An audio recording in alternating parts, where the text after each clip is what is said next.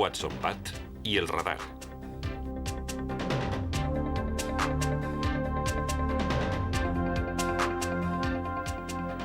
En un aeropuerto internacional grande pueden llegar a aterrizar y despegar hasta 1000 aviones al día. Para evitar un caos en el aire y garantizar un servicio aéreo en regla, es imprescindible la ayuda de la técnica de radar.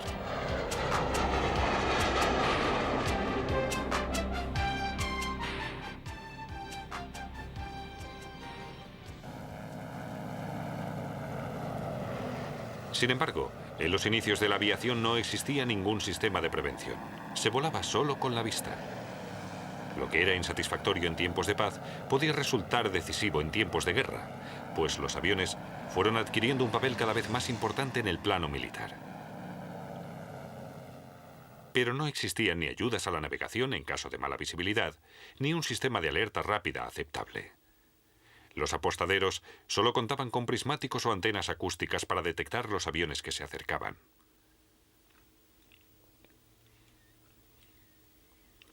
La técnica de radar funciona con las mismas ondas electromagnéticas que se utilizan en la técnica de radio. En los años 30, las emisoras potentes ya llevaban tiempo transmitiendo mensajes por todo el mundo, y la mayoría de barcos estaban equipados con aparatos de radio. Las señales de radio se implantaron de múltiples formas como sistema de transmisión de información. El hecho de que se reflejaran en los objetos no despertó demasiado interés. Los receptores de radio se introdujeron en muchos hogares y proporcionaban a los oyentes principalmente entretenimiento.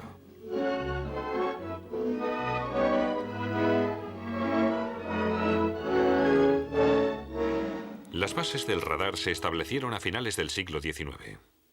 El físico alemán Heinrich Hertz demostró en sus experimentos que las ondas electromagnéticas tienen las mismas propiedades que las ondas luminosas y que, por tanto, se podían reflejar.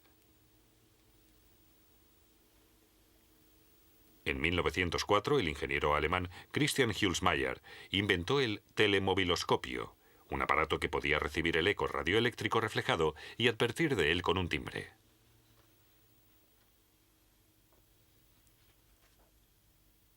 A pesar de que se le concedió la patente imperial, la industria no mostró demasiado interés en él, y el telemoviloscopio fracasó en el intento. En aquella época, el objetivo de todos los técnicos de radio, sobre todo del italiano Guglielmo Marconi, era el desarrollo de la radiotelegrafía. En 1901, Marconi consiguió telegrafiar más allá del Atlántico, y acto seguido, construyó una red de estaciones de radio universal. En los años 30, las investigaciones de la técnica de radio estaban tan avanzadas que muchos científicos retomaron la idea de rastrear barcos o aviones con la ayuda del eco radioeléctrico.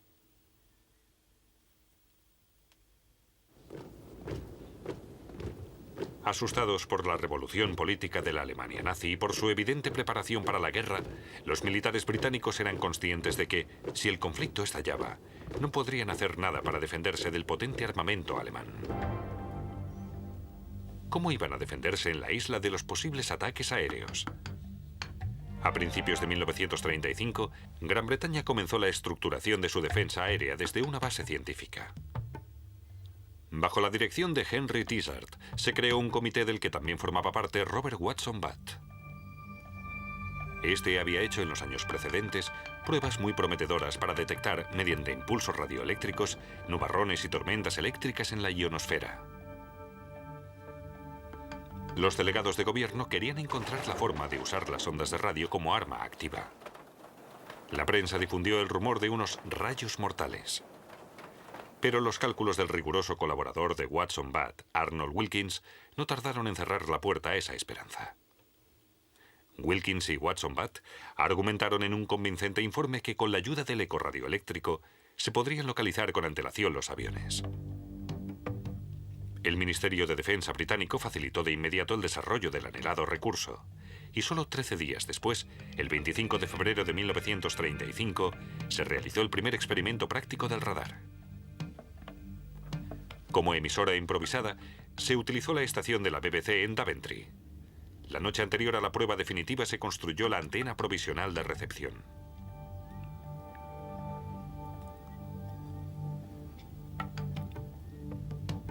Los aparatos receptores se instalaron en furgonetas de transporte y a la mañana siguiente, Watson Butt y su ayudante acudieron a la hora acordada a la zona de instalación de antena.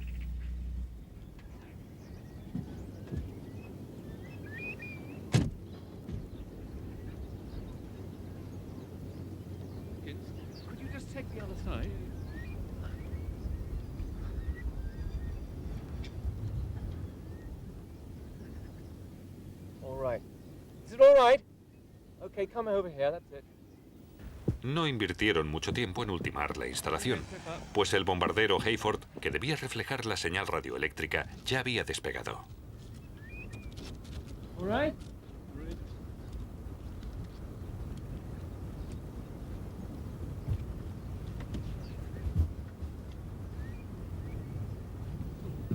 La tensión de los últimos días y semanas se concentraba en un solo momento. ¿Mostraría el receptor el eco de la señal radioeléctrica cuando el avión se cruzara con el haz radioeléctrico del emisor?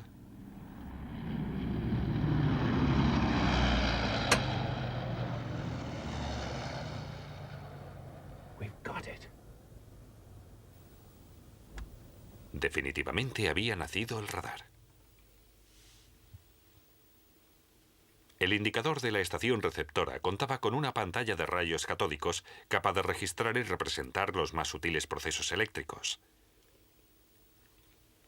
El medio eran las ondas radioeléctricas convencionales que la emisora de la BBC había emitido con una longitud de onda de 50 metros.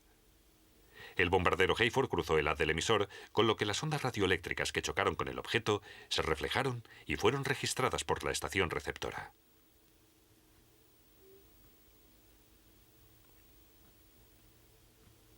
Las instalaciones que siguieron al primer y exitoso experimento en Daventry funcionaban con la técnica del radar de impulsos.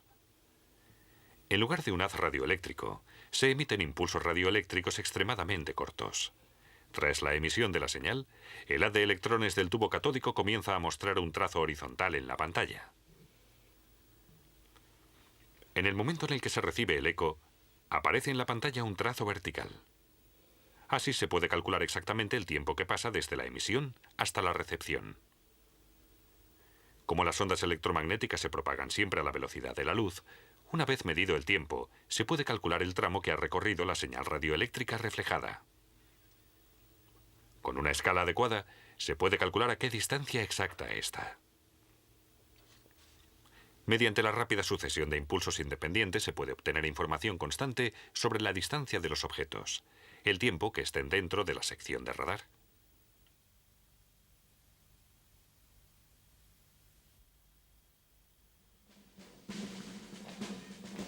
En aquel entonces, en la Alemania nacional socialista se hablaba abiertamente de guerra.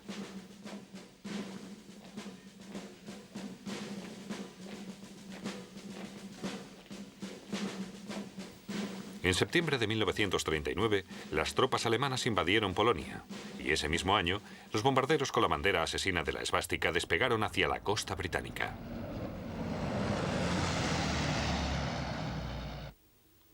Para entonces, la red de radar a lo largo de la costa británica estaba casi completa.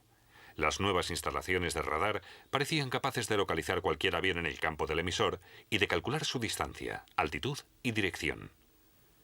Todos los datos se recopilaban en unas centrales denominadas filter rooms, salas de filtro. Desde allí se ordenaban las medidas preventivas correspondientes. Mediante el potente uso del radar, se pudieron combatir con éxito los devastadores ataques aéreos y submarinos de Alemania durante la guerra.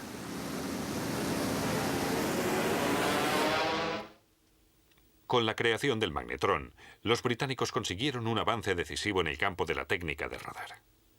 El nuevo tubo de gran capacidad producía impulsos de radar altamente energéticos con longitudes de onda muy cortas, lo que permitía la construcción de aparatos pequeños pero muy potentes. Incorporado a los aviones, el haz dirigido y altamente concentrado giraba sobre un eje y plasmaba, aparte de otros aviones y barcos, los paisajes y las ciudades sobrevoladas. La navegación de noche o con mala visibilidad dejó de ser un problema. Desde 1945, los principios de la técnica de radar no se han modificado. Su principal uso civil sigue siendo el control constante del espacio aéreo, cada vez más concurrido. Con el aumento constante del tráfico aéreo, se hace indispensable el control minucioso de todo movimiento relevante. El perfeccionamiento de las piezas y el uso del procesamiento de datos moderno, en particular el análisis de la señal por el receptor, han permitido que el servicio aéreo pueda mantenerse de forma metódica independientemente del clima o la época del año.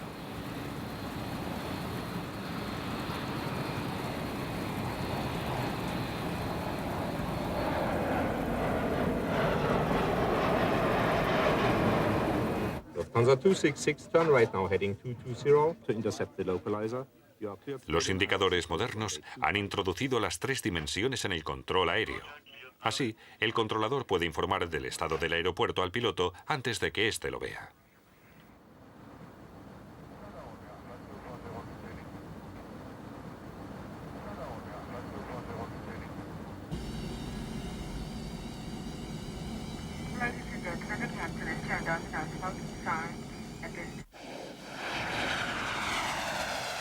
La carrera de la industria de armamento también ha llevado a una mayor perfección del radar en el ámbito militar. Sus variantes móviles, que se activan y se recogen en cuestión de 3 minutos, demuestran que no hay que poner límites al concepto de defensa. Lo mismo podemos decir de la supervisión completa de zonas de riesgo mediante estaciones de radar aéreas. El AWACS es un sistema equipado con la última tecnología que procesa todos los datos relevantes, y eso incluye también los de su sistema de armas.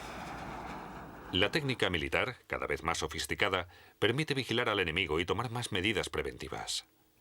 Por su forma especial, el misterioso bombardero B-2 estadounidense dispersa con tanta fuerza la señal del radar que los radares enemigos no son capaces de detectarlo. En la actualidad, los conductores circulan a menudo ajenos a los radares instalados para los controles de velocidad.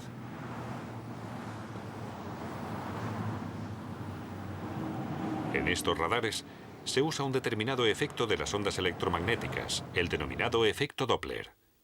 A diferencia de su reflexión en un objeto fijo, cuando el objeto se aleja del emisor o se acerca a él, la longitud de onda de la señal reflejada varía, y lo hace en función de la velocidad del objeto. Como se conoce la velocidad de la señal enviada, solo hay que ver el cambio en la longitud de onda para calcular la velocidad del objeto. Los satélites de observación trabajan con dimensiones mucho mayores en la órbita terrestre. Aparte de su labor estratégica, hacen grandes aportaciones a la investigación del clima y el medio ambiente. Esta imagen de una mancha de petróleo la tomó el radar del satélite ERS-1. Con cada impulso reproduce una superficie de 10.000 kilómetros cuadrados.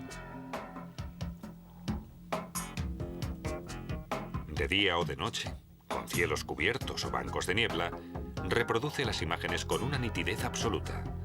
En un plazo de 100 horas ha rodeado la Tierra. El ERS-1 necesitó 35 días para hacer una reproducción total de nuestro planeta.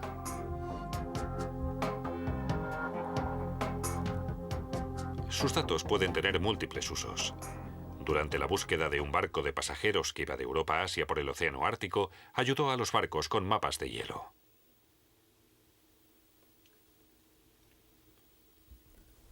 Como un fax directo al puente de mando.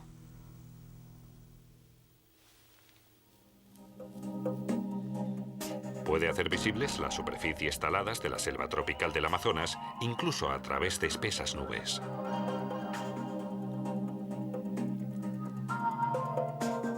La cantidad de datos reproducidos por el ERS-1 es inmensa.